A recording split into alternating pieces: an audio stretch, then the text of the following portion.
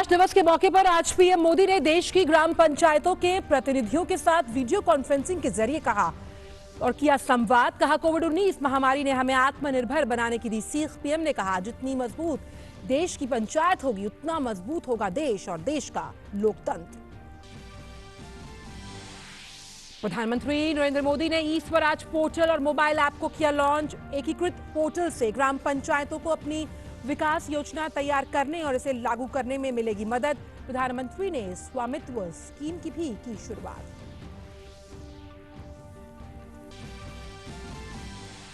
कंपनियों के सीईओ पर कानूनी कार्रवाई को लेकर उठी उद्योग संगठनों की चिंता को दूर करते हुए गृह मंत्रालय ने दिया स्पष्टीकरण। गृह सचिव ने कहा, किसी फैक्ट्री या औद्योगिक संगठन में कोरोना पीड़ित व्यक्ति पाए जाने पर सीईओ को नहीं होगी जेल या फिर कानूनी कार्रवाई। कोरोना संक्रमित दूसरे व्यक्ति के ठीक होने के बाद गोवा और मणिपुर के बाद त्रिपुरा बना तीसरा कोरोना वायरस मुक्त राज्य। देश में कोविड-19 के सक्रिय मामलों की संख्या 17,610। अब तक 718 लोगों की मौत, 4,748 मरीजों को इलाज के बाद मिली छुट्टी। अंतर्राष्ट्रीय खबरों में ब्रिटेन में कोरोना वायरस वैक्सीन का मानव परीक्षण हुआ शुरू। ऑक्सफोर्ड विश्वविद्यालय में 2 लोगों को दी गई वैक्सीन। वैज्ञानिकों को सकारात्मक नतीजे आने की उम्मीद।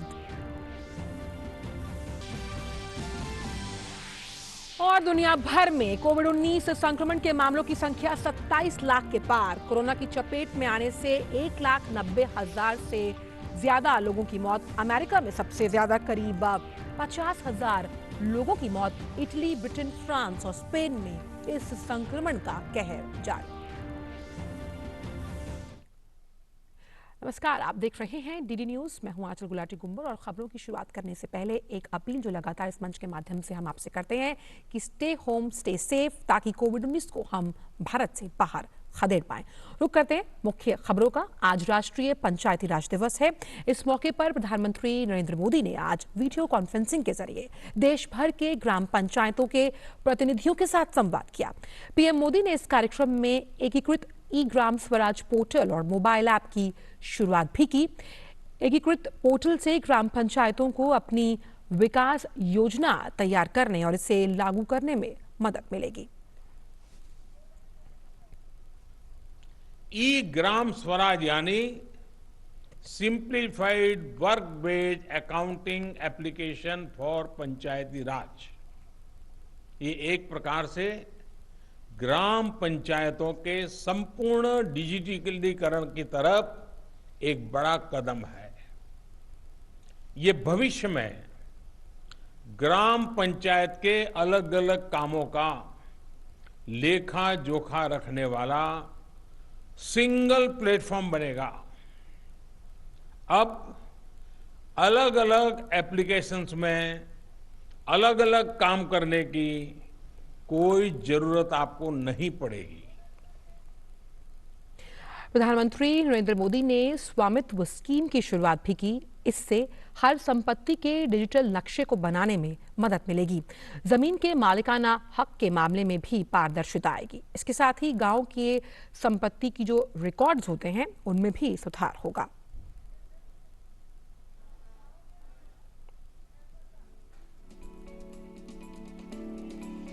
भारत की आत्मा गांव में बसती है, जहां 60% आबादी निवास करती है, लेकिन अधिकांश ग्रामीणों के पास अपनी आवासीय संपत्ति के कागजात नहीं हैं। स्वामित्व योजना से गांव के लोगों को एक नहीं अनेक लाभ होंगे। पहला तो यह कि प्रॉपर्टी को लेकर जो भ्रम की स्थिति रहती है वो दूर हो जाएगी, झगड़े खत्म हो जाएंगे। दूसरा, इससे गांव में विकास योजनाओं की बेहतर प्लानिंग में और ज्यादा मदद मिलेगी। कार्यक्रम में शामिल प्रतिनिधियों के साथ वीडियो कॉन्फ्रेंसिंग के जरिए संवाद में प्रधानमंत्री ने कहा, कोविड-19 महामारी ने सभी को आत्मनिर्भर बनाने की सीख दी। गांव, जिला, राज्य और फिर राष्ट्र सभी कैसे आत्मनिर्भर बने, अब इस पर विचार करना बहुत जरूरी हो गया है। कोरोना संकट ने अपना सबसे बड़ा संदेश, अपना सबसे बड़ा सबक हमें दिया है, हमें सिखाया है और एक प्रकार से उस रास्ते पर चलने के लिए हमारा दिशा निर्देश किया है। और वो रास्ता क्या है, वो दिशा क्या है? इस कोरोना संकट से हमने अनुभव में पाया है कि अब हमें आत्मनिर्भर बनना ही पड़ेगा। बिना आत्मनिर्भर बने ऐसे संकटों को झेल पाना भी मुश्किल हो जाएगा। प्रधानमंत्री ने कहा कि महामारी के खतरे को और साथ ही साथ लॉकडाउन के दौरान देश के गांवों ने उम्मीद की किरण जगाई है। उन्होंने कहा कि देश के ग्रामीण क्षेत्रों की परंपरा और संस्कारों ने संकट काल में भी विद्वानों को राह दिखाई।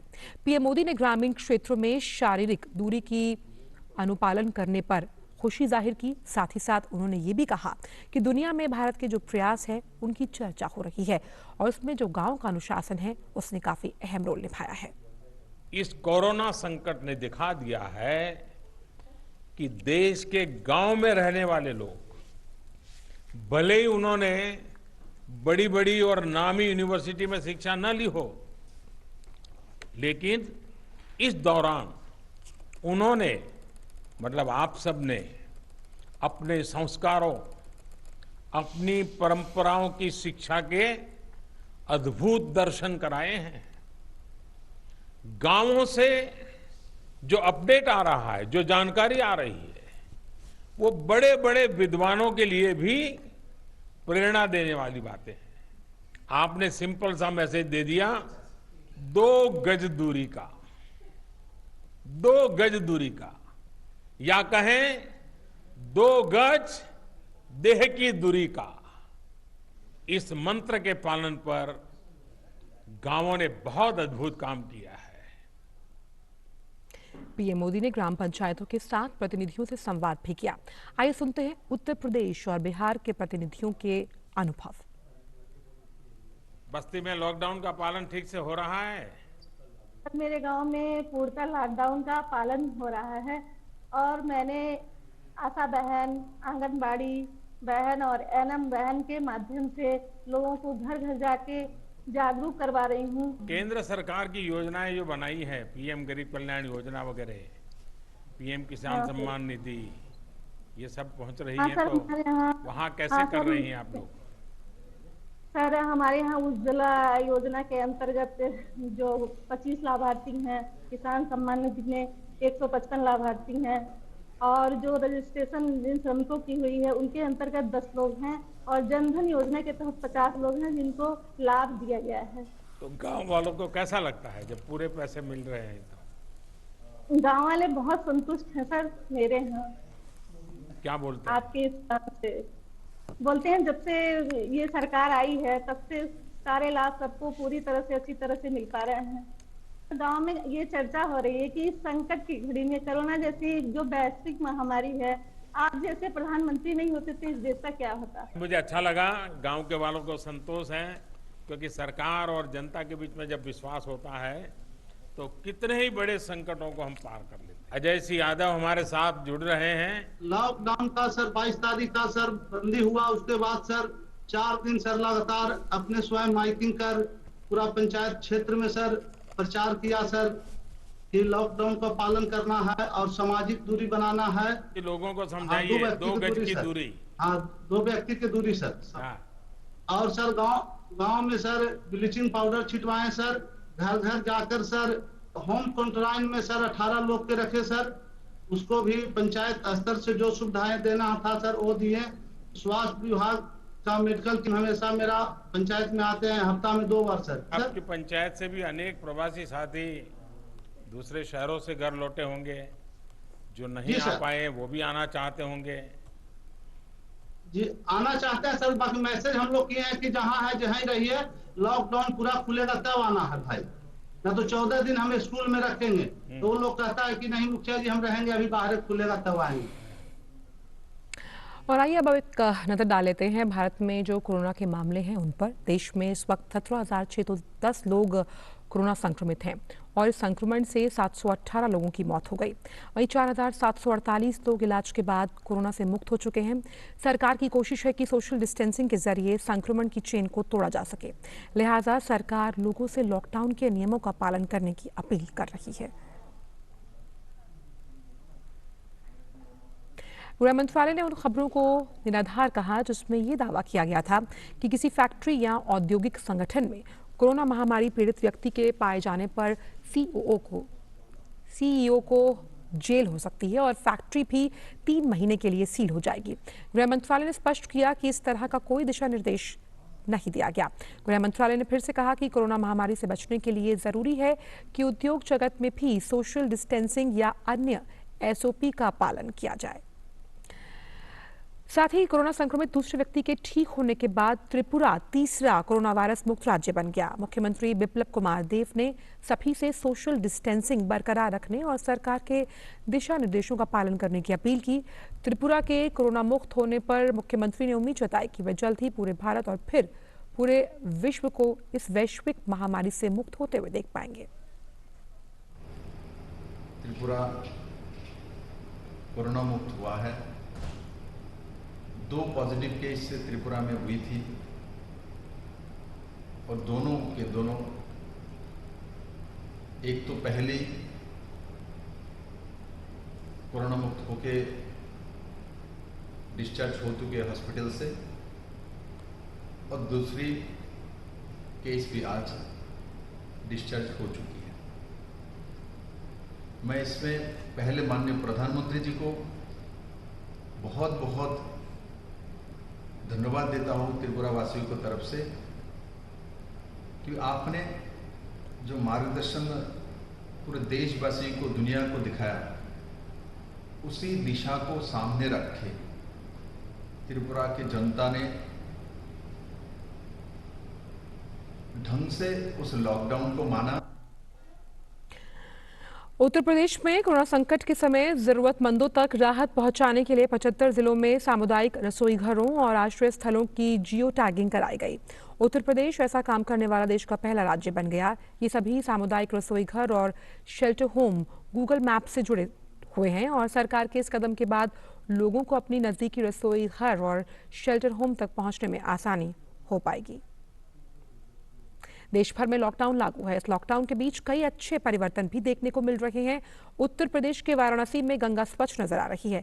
इसका जायजा लिया हमारे संवाददाता हरिकेश बहादुर ने। नमामि गंगे के तहत एक योजना बनाई जिसमें गंगा की सफाई हो सके। लॉकडाउन चल रहा है, ये नावें खड़ी हैं जिसपे भीड़ हुआ करती थी लगातार, और यहाँ पोल्यूशन बोर्ड के अधिकारी ने भी बताया कि गंगा के पानी में स्वच्छता आई है, ऑक्सीजन की मात्रा बढ़ी है। जल की गुणवत्ता में डिजॉल्व ऑक्सीजन जो है हमारा 10.8 mg पर लीटर आया है। उसके पहले हमारा 9 के बिलो था हमारा डिजॉल्व ऑक्सीजन, और कलर भी हमारा बिलो 10 हेजन के आसपास है।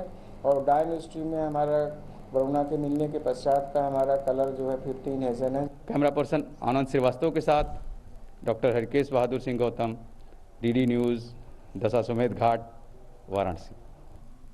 अगर आपके दिल में अपने देश के लिए कुछ कर गुजरने की चाहत है तो ये मौके की घड़ी है। कोरोना संक्रमण के दौर में देश, समाज और अपने शहर को बचाने का ये बेहतर मौका है। हालांकि इस महामारी से लोगों को बचाने और ज़रूरतमंदों तक खाना, राहत सामग्री पहुंचाने में देश में बहुत से लोगों की फौज है जो अपनी जान की बाजी लगाकर लोगों की मदद में दिन रात लगे हुए हैं। देखते हैं बिहार के बेगूसराय जिले से यह खास रिपोर्ट। बेगूसराय जिले के ये कोरोना फाइटर्स दिन रात लगे हैं बुजुर्गों की मदद करने में, मजदूरों तक राहत पहुंचाने में, गरीब मां के घर भोजन पहुंचाने में। जिले का ये चर्चित चेहरा है, नाम है रजनीकांत पाठक। कोरोना संक्रमण के इस दौर में गरीब और पिछड़ों की बस्ती में राहत सामग्री पहुंचाने और गरीब लोगों को खाना खिलाते दिन गुजरता है। संकल्प है कोरोना के खिलाफ लड़ाई में जरूरतमंदों की मदद करना। हम लोगों का एक संयुक्त प्रयास हुआ कि क्यों ना मैं बेगूसराय का बेटा हूँ एक अभियान चलाया जाए और लोगों से मदद लेके जरूरतमंद तक पहुँचाया जाए।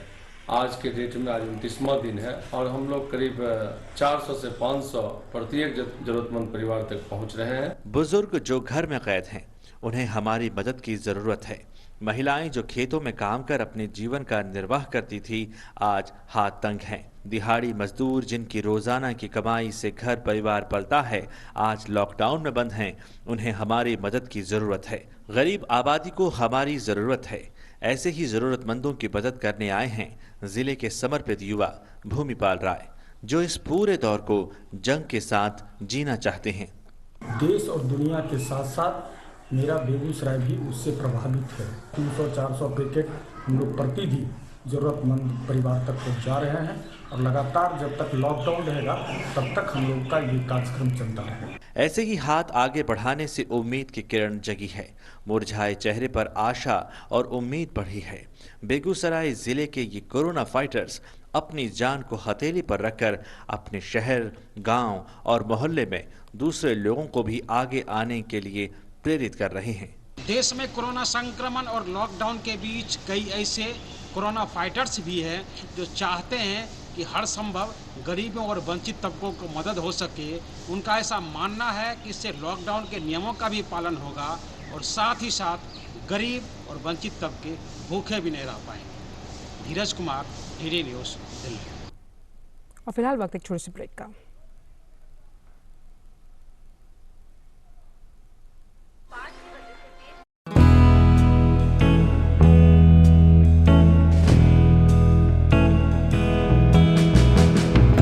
नमस्ते, अस्सलाम वालेकुम, सत श्री अकाल, केम छो।